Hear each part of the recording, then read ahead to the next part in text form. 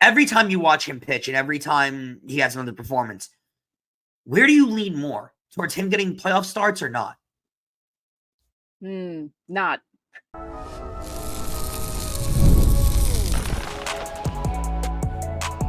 You are Locked On Yankees, your daily New York Yankees podcast. Part of the Locked On Podcast Network, your team every day.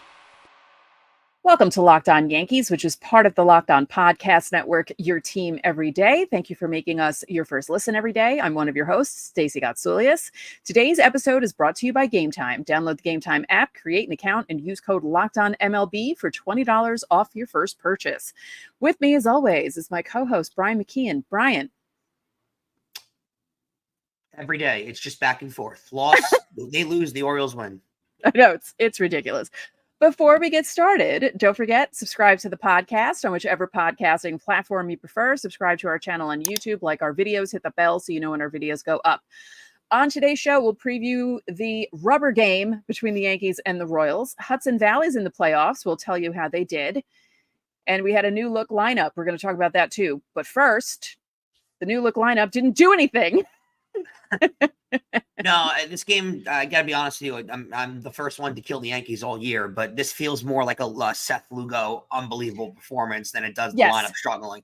Right. I as much as you, as I'm sure a lot of Yankee Nation, when they saw the lineup come out, was, ooh, like it gave you that little kick because I loved it. It looked like a playoff lineup, it looked like the lineup that you kind of expected all year. I believe before the season even started, when we were doing shows, this is what we expected out of the whole year. So really everything you wanted to see out of the lineup. Just the team got overmatched. Sometimes I think the best quote was given by Paul O'Neill when the game ended. Sometimes you just got to tip your cap. Yeah. Seth Lugo was awesome. That was it. And let's be real.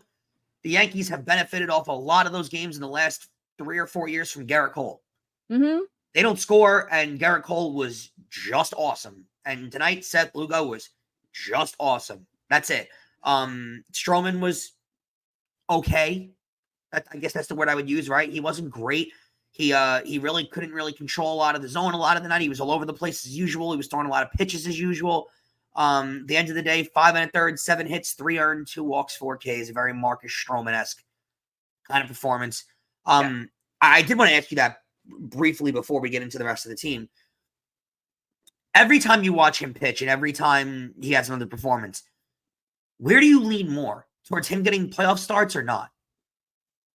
Not. Right? Because I feel the exact same way. It feels like every next game, every waiting game, it just feels like I trust him less in a big game. Yep. I would trust Luis Heel more in a big game. I would too. Especially a guy who, Marcus Stroman, has struggled with walks all year. And that's a big deal in the postseason. You know, we talk about the little things in baseball, right? Like the little mistakes you cannot make in major games, the fielding errors, the little dinky dunk things that no one really considers. And then all of a sudden it happens to you in a big game and you're like, oh, that was a huge play. Mm-hmm. Walks are that in playoff games. You can't give free bases away. You can't give up free base runners. You can't allow stuff like that to happen. I feel like Marcus Stroman allows that. I will say this. And I've been saying this all year. When the Royals get in, they're going to cause problems for teams in the playoffs. Oh, yeah. They are. Definitely. They have the formula, right? They run the bases really well. They have a really complete lineup. Their starting pitching's really good. They are the young team that really you don't want to face in the postseason. No, definitely not. At one point, Glaber was the only one who had hits. He had 2 hits, and then Wells added 1, and that was it against Seth Lugo. No one could do anything against him. Yeah, it was just one of those nights where, like you said, you just tip your cap to the opposing pitchers and just like, all right, things happen. You know, sometimes you can't hit guys when they're pitching like that. It just happens. I'm not going to be angry at the result because, you know, they won big on Monday night. Now they have a chance to win 2 out of 3. Win the final game of the series and head into the series against a 4-game series against the Red Sox that starts on Thursday. So it just happens. So the only after thing I'm bothered about, honestly, is the fact the Orioles won. Well, yeah. I mean, you knew the Orioles weren't going to lose again to the Red Sox. I mean, it just feels like with this Yankee team, it's like every night, like these teams can't go more than a game and a half above each other. No, yeah, it's both, and it's both teams. Seesaw. Yeah, yeah. It's funny because I'm friends with a lot of Orioles fans on Twitter, and seeing them react to their team, right? It happens on different nights, like you said, because like the Yankees will win, the Orioles will lose, and then vice versa. And it's just funny to watch them overreact like Yankee fans do. And it's like, wow, we're the same. Kind of cool. Mark Leiter Jr. came in after Stroman, and he went 1 2/3, 2 hits, 1 earned run, no walks, 2 Ks. You know, I'm out on him in a playoff game, by the way. Oh yeah, no, because he's always giving up runs. He's doing what they DFA'd Michael Tonkin for, because you know they DFA'd him because Michael Tonkin's given up, what was it? I can't remember the exact, like 10 runs in his last 16 outings, something to that effect. I was all over Leiter Jr. when they got him. I loved the makeup, and I loved the stoicness in his face, and I really was all over him. I'm out. Right. I can't. Like I thought he'd be getting big outs in playoff games, and I can't. Like it's every game he comes in, there's a run given up. Every game. Yeah, pretty much. Yeah. And then Tim Meza came in, pitched 2 innings, 2 hits, 1 run, no walks, 2 strikeouts. So basically the same line, except 1 more out because he pitched preserved the bullpen, full innings. They preserved the bullpen. Yeah, and that's what you want from a game like this. You know, I know I on yesterday's show, I said, well, maybe, Lugo will shut them down and then maybe they can get to the bullpen. Well, that's the only thing worse is when you lose games of this and you wind up using like 6 relievers. Right. And they didn't. Right. So that's good. They used 2. That's good. And one of them's Meza, which they don't use in big games anyway. Yeah. So we don't have to worry about that. I'm kind of hoping against hope that Mark Leiter Jr. does the was it David Weathers in 96, which I'm trying to remember which reliever was the guy that was just awful in the regular season, and then when the playoffs came around, no one could hit him, and everyone was like, where the hell he come from? I can't remember if it was David Weathers or someone else, but I really would like for Mark Leiter Jr. to be that. Like, I think he'd perform well in the playoffs, just because again, like that stoic nature of him not caring, I think really does translate into the playoffs very well. But overall, I mean, Stacey, it's a run every single time he's out there. Yeah. That's got to be stopped, Yeah. Like when you look at the numbers and they're like, oh, he only did this in this many innings against the Cubs. And then you look at the innings he's had with the Yankees. It's like, I think he'll make the playoff roster because the strikeout percentage stuff is still there. And they love that. And they look for that. They can work on it. They have a couple of weeks to work on this stuff, hopefully.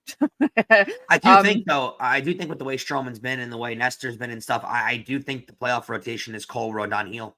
Yep. Cole, Rodon, Heel, Nestor out of the bullpen, Clark Schmidt out of the bullpen, maybe even piggybacking if they need to. Someone, if someone has a bad start, they could put one of those guys in as long relief and not go to the actual bullpen arms. I don't know if Stroman makes the DS roster.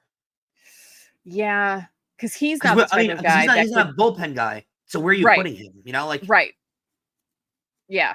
Yeah, because Nestor was a bullpen guy, and we saw what he did the other day, and he can do that sort of a thing.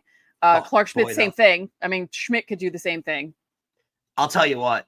I want a secret camera on Marcus Stroman when he's told he didn't make the playoff roster. I want to see that so badly. Oh, yeah, that's going to be fun. Remember years ago when at the deadline when he was traded to the Mets over the Yankees from Toronto, and he had a meltdown, an absolute meltdown because he wanted to go to the Yankees. Yeah. What I would pay to see that, to see the reaction of, hey, Marcus, you're not our opening game starter for game 1. Like his reaction would just be, now he can't wear his 98 Yankees World Series t-shirts, and it would be tremendous. Not that I root bad things against the guy, but he is not my favorite Yankee. I got to be honest with you. Well, yeah. I mean, it's frustrating because you just want him to be okay. And he's okay, but he's not a guy that you trust in the playoffs. He is okay, but he's not a guy that I trust in a big moment, but he carries himself like Garrett Cole. That's the kind of stuff that, he does. Like, and I know you need confidence as a major leaguer, but he almost carries himself with like this unbridled confidence that he's never earned.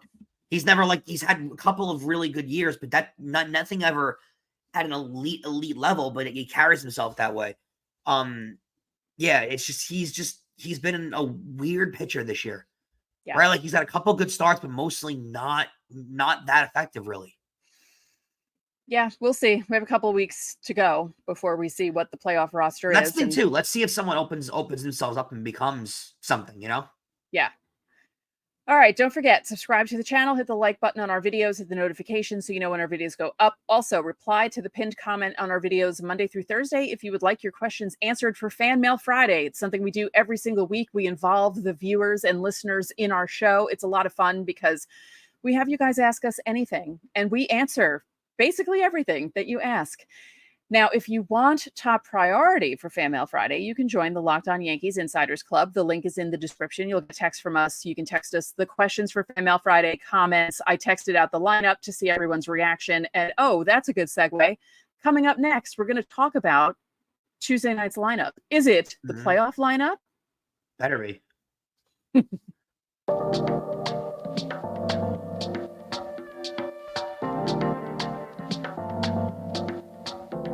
Do you love going to live events?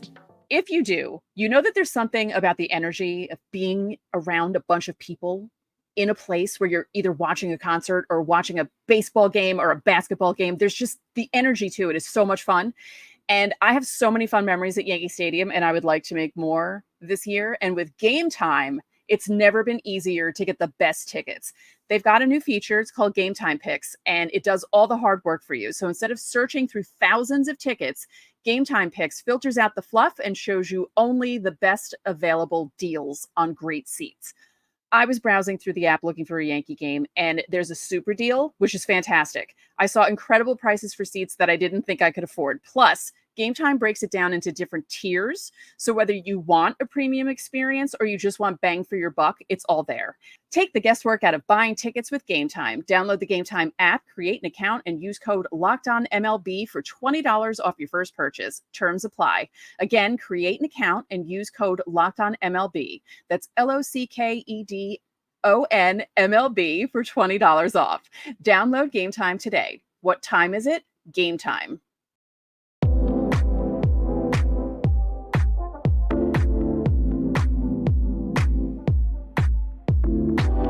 Welcome back.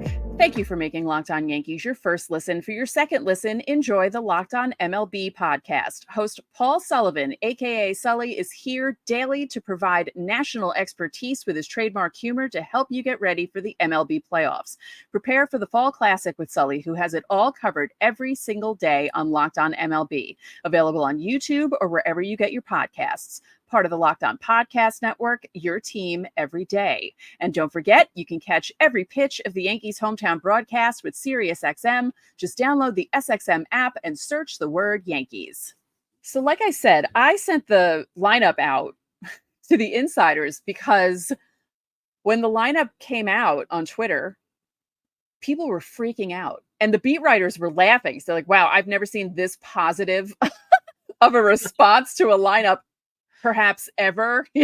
Wow, they couldn't believe it because the Yankees did the right thing. I mean, the results weren't there because Seth Lugo was pitching out of his mind. But, when I saw that lineup, I thought, wow, they finally got it. I had a buddy from work. I was at work when the lineup came out, and he said, you see the lineup out loud in the office? And I was like, no, let me go. But I feel like that's a weird comment to make if it's different.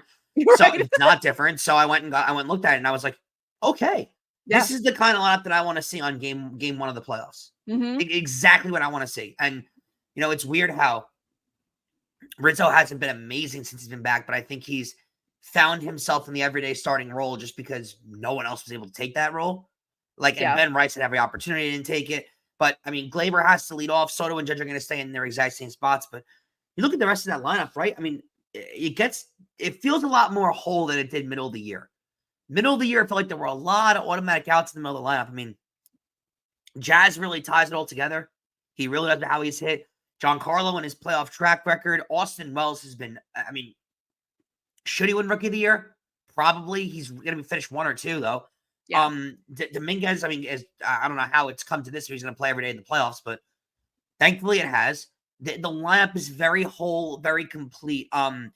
If I had anything to change, which I couldn't justify changing it right now, but I would wish the season had gone different. You could change it. I wish Anthony Volpe be our leadoff hitter. Right. And Gleyber be hitting 9. But, right. I mean, Volpe hasn't done enough this year to prove that he deserves that spot. So I'm totally fine with the way this lineup turned out. And Gleyber's picked it up. He's been hitting a bit. Played lately. really well. Yeah. So, gotta give him credit. He's salvaging what's left of this walk season for him because but he's played well in the last month. He really has. I mean, you gotta give these guys credit when it's due, right? And Gleyber had a really tough August. He did, a lot of mishaps and people killing him online and stuff.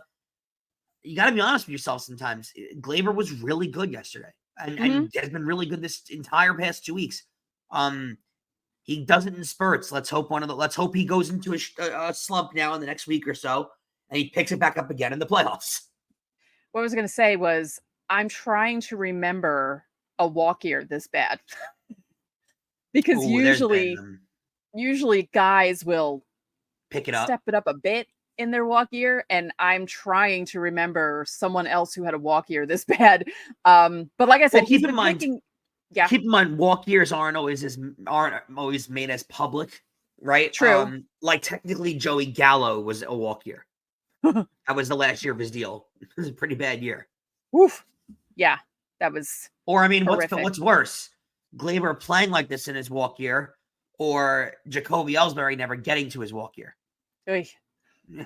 So don't get me started on that. I can still rant about that, even though it was 11 years ago. So in case you didn't watch the game, because some people have things to do and maybe they're looking at the recap and not realizing what the lineup was. It was Gleyber, Soto, Judge, Wells, Stanton, Jazz, Dominguez, Rizzo, Volpe. You notice a name is missing. No Verdugo.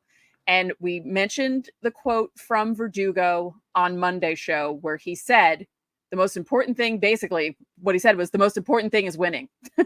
So I'll do whatever they tell me to do. I don't know if in his heart of hearts he really believes that, but it's the right answer. It's the politically correct answer to give. So you take it for what it's worth and you go forward with it. I appreciate the answer from Verdugo. I think Verdugo sees the writing on the wall too. Dominguez is their future and he's not going to play here in the future. So I think he sees the writing on the wall. Yeah. Speaking of the playoffs, the Hudson Valley Renegades played their first game of their series with the Greensboro Grasshoppers. Love that name, on Tuesday night. And they won 6-0.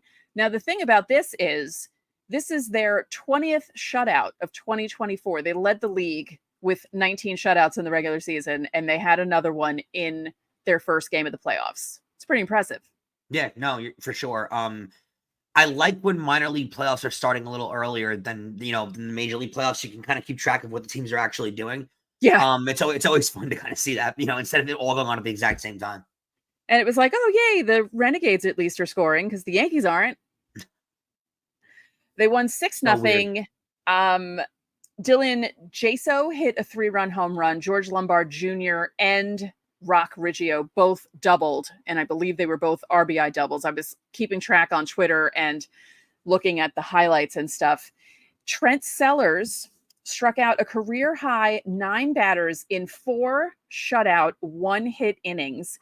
And since June 25th, Sellers has allowed just 2 earned runs in his last 50 2/3 frames, which is good for a 0.35 ERA. Is that good? That seems pretty good. Now, it's only a 3-game series, so if they win on Wednesday, they move on to the next round. Mm-hmm. So, and they're looking to do that for the 2nd straight year.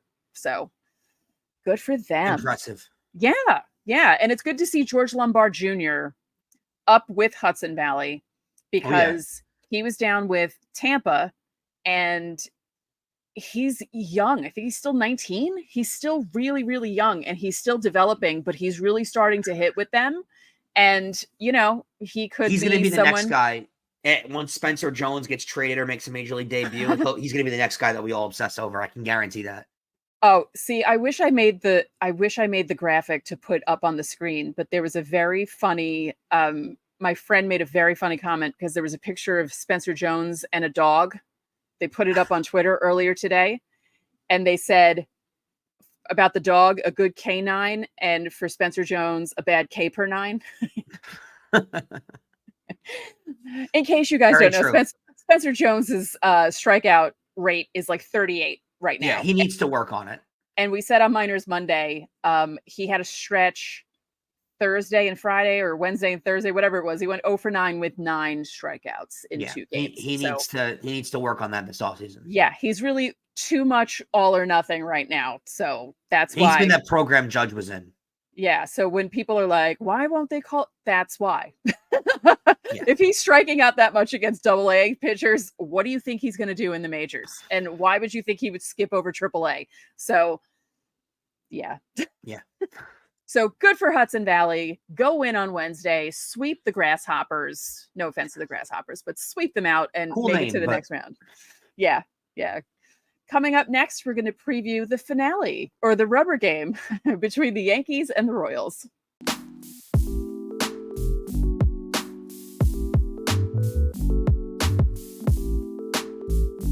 PrizePicks is America's #1 daily fantasy sports app. And with over 5 million active members, PrizePicks is the easiest and most exciting way to play daily fantasy sports.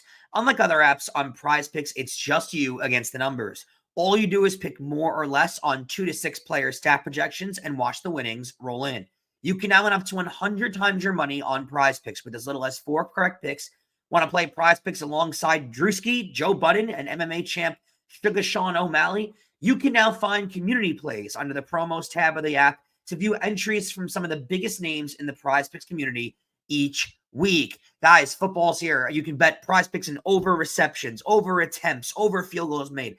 That is all available for primetime, regular games, 1 o'clock, 4 o'clock slate, whatever you want. It's all available on PrizePicks. Download the PrizePicks app today and use code ONEWORD LOCKED on MLB to get $50 instantly when you play $5. That's code ONEWORD LOCKED on MLB on PrizePicks to get $50 instantly when you play $5. You don't even need to win to receive the $50 bonus. It's guaranteed. PrizePicks, run your game.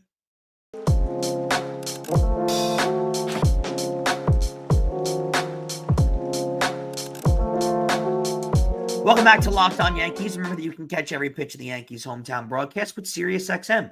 Just download the SXM app and search the word Yankees.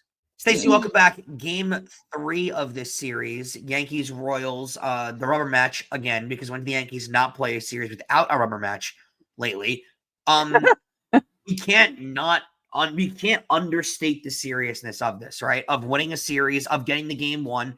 The Orioles are also going into a match with the Red Sox. And actually, wait. Sunday wasn't a rubber match against the Cubs because they won the first 2. Yeah, that was about the one series in the last 2 months. In the last 2 months that it happened. Yeah, but now they're back to their ways. Exactly. And again, the importance of the Orioles going into that and the Orioles needing a win also. You got to go out there and you got to get a win just to keep things back where they are. It's a 7:05 start like it's been all week. I believe this will be an Amazon Prime game because it's on Wednesday. Luis Gil, 13-6 with a 3.24 ERA for the Yankees. He really has been incredible. Against Cole Reagans, who's also had a great year for the Royals, 11-9 with a 3.33 ERA. Stacey, this is important. They got to win this game. You really have to go forward in this season with looking at every single game as a very, very, very important marker. Oh yeah, because you don't know what the Orioles are going to do every single night, and with the division being so tight, you really can't afford to lose many of these games or not take these games seriously. So another rubber match, another game you got to go take. It's really not becoming, like we talked about earlier in the year, right? Just win series and win series. It's really not that anymore. Now it's just every game is its new thing. Go win a game. Yeah. Go win a game. Yeah. Go win a game. It's that important. You're really coming down to the tough parts of the season. I'm really hoping that around 2:30, 3 o'clock tomorrow, or later today, p.m., when you see the lineup come out, it looks the exact same or insanely similar. No, I'm not even going to say that. The exact same to last night's lineup. Yeah. Because insanely similar will be Dominguez sitting and Verdugo playing. So, right. No, I don't want that. I'm hoping that it looks the exact same. Let these guys get their at-bats and let this lineup feel itself out. Like the big advantage back in the day with 96, 98, 99, 2000. We always reckon back to those days, right? And even 09, the lineup was the same every single night. Let it be that way still. Let it be the same every single night. Like let these guys develop a groove with each other and know who's coming up behind them and knowing what they can do in their at-bats. I think that level of consistency is absolutely huge, and I think it's important to go forward with that. Yeah, I would agree with that. Looking at Luis Gil's numbers, all right. When this airs, it's September 11th, and he's 13-6. Now, if you told me at the beginning of the year that Luis Gil was going to have 13 wins, I would have been like, okay. I don't think I would have believed it. I really don't. With an ERA slightly over 3. Yeah. I mean that's another one too that like I would never have believed that. He's been that good. Yeah. He's been incredible. Kudos to him. And, hopefully he can pitch like he normally pitches, and hopefully the lineup can get to, is it Reagans or Ragans? I don't even know how to say his name. I've heard multiple different pronunciations over the last few Okay. years. So yeah. I don't know. I'm going Reagans just because of the new movie coming out. But but I don't know. Reagans.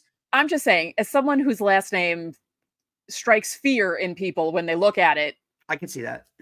Even though my favorite thing, let's go off topic just for a second because we have time. My favorite thing was in school.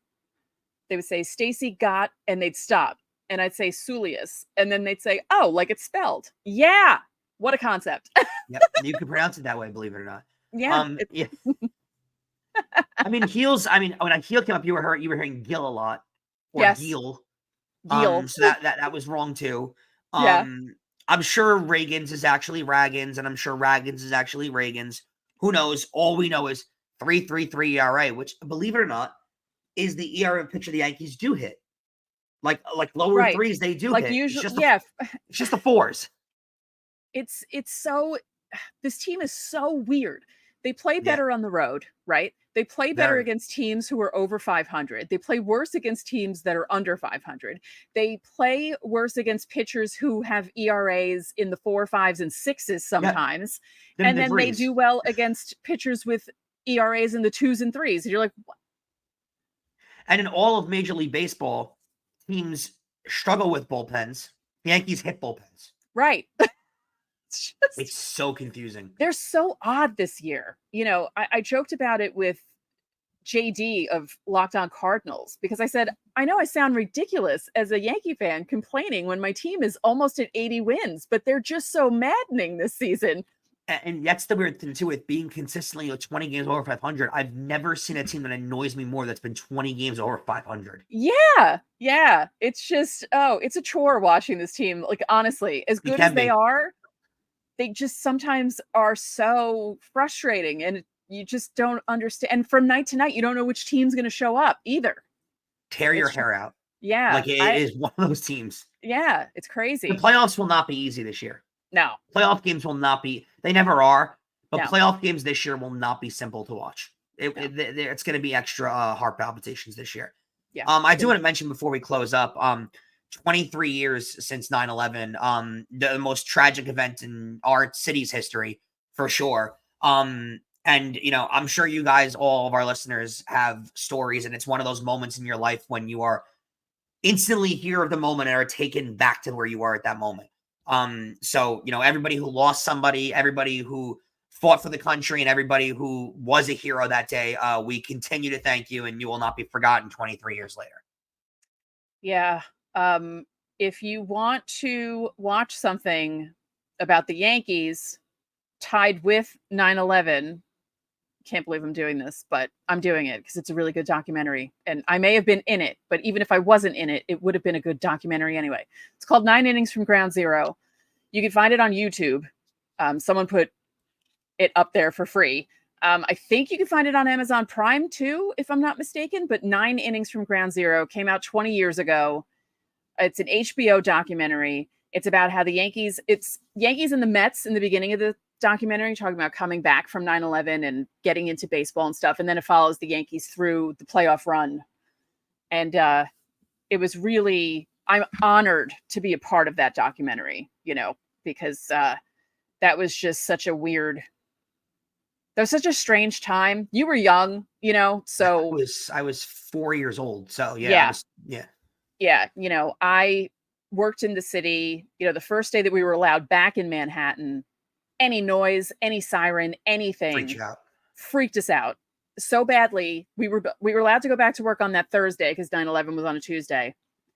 I was about to go to work on that Friday morning, legit had a panic attack and couldn't leave my house. And when I called my boss, she's like, "You're like the 8th person. Don't worry about it." She's like, "No one wants to come in today. So don't even worry about it. Just relax. Have a long weekend. It's fine." It's hard to believe that it was that long ago. Like 23 years is a long time. Yeah, and I can't imagine, honestly. Yeah. Like, I can't imagine actually going through it as an adult. We've seen tragedies in this country happen, and I've seen them as an adult now. But being a child at that age, a lot of kids in my generation only have ties to it and don't necessarily. My mother worked in the World Trade Center, so only have ties to it, but don't necessarily have the clear-cut memory of it. So it's still terrifying, and honestly, to this day, just beyond grateful for anybody who did anything for the country at that time. You've never seen a city quite as resilient as New York when it comes to an event like that. No, it was really unbelievable. Just being there and seeing how together we all were. Yeah. It was kind of amazing. Kind of wish we were like that now. One more time, you can catch every pitch of the Yankees hometown broadcast with SiriusXM. Just download the SXM app and search the word Yankees. Thank you for making us your first listen today. Now, go check out the Locked On MLB podcast. Prepare for the Fall Classic with Sully, who has it all covered every single day. The link to Locked On MLB is in our description, so you don't need to search. It's part of the Locked On Podcast Network, your team every day. And make sure you check out the Locked On Yankees postcast right here on the Locked On Yankees podcast feed, audio. And it also streams on the Locked On Sports New York YouTube channel. You get rapid reaction to all the biggest moments with the Locked On Yankees postcast. So that'll do it for this edition of Locked On Yankees. I'm Stacey Gotsoulias. And I'm Brian McKeon. We'll talk to you guys tomorrow.